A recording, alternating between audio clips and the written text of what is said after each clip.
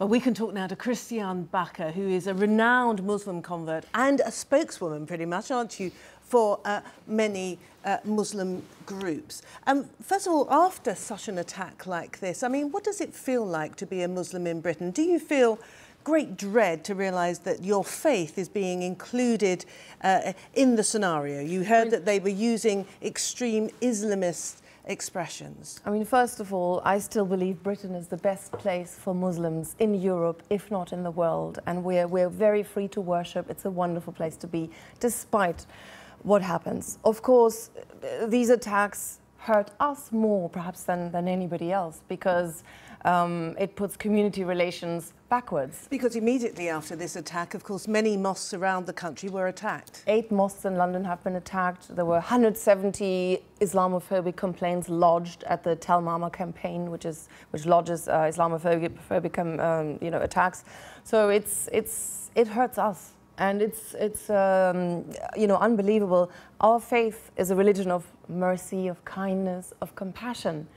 That a person can commit such murderous, acts in the name of our religion is a perversion of the faith itself. So the act, this awful, brutal act, everybody agrees on the barbarity of it, but it does take community relations back somewhat, doesn't it? Yes, and perhaps it also flags that we need to engage more with the youth. The government needs to re-engage with community organizations, and we need to focus on youth projects and not let them become isolated. You see, by not engaging anymore, there's a vacuum perhaps that has been created, which is filled by extremists.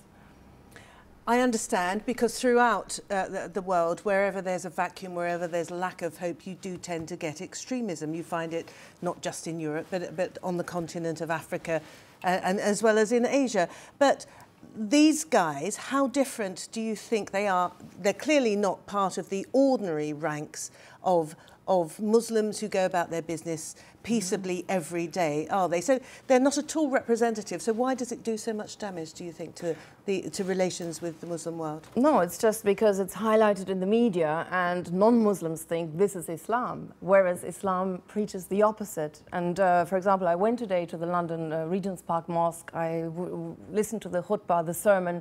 It was all about the Woolwich attacks and how we must, eradicate any thought, any ideas of violence from within the community, and engage with the youth and create entertainment, create, sports opportunities for young people that are in harmony with their faith.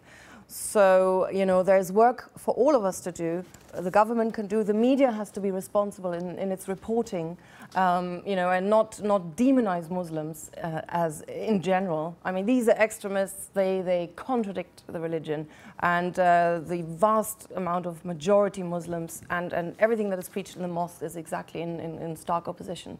Kristiane Backer, thank you very much indeed for coming in to talk to us here at BBC World News. Thank you. Now we're going to